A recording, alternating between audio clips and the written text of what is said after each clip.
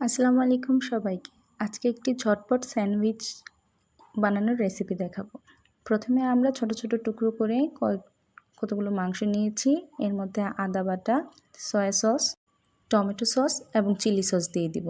এর পাশাপাশি আমরা দিয়ে দিব গার্লিক সস অথবা রসুন বাটা এবং এর সাথে দিয়ে দিচ্ছি বারবিকিউ সস।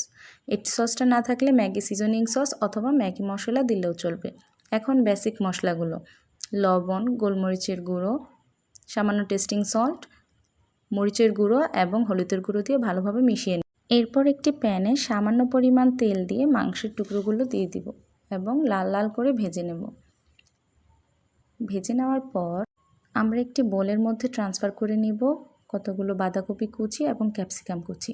ঝালের জন্য দিয়ে দিচ্ছি কাঁচামরিচ কুচি এবং সেই সাথে দিয়ে দিব কতগুলো মেয়োনিজ, গোলমরিচের গুঁড়ো, টমেটো সস এবং চিলি সস। এই সবগুলো উপকরণ একসাথে মিশিয়ে তার মধ্যে ধনেপাতা এবং পুদিনা পাতা কুচি দিব।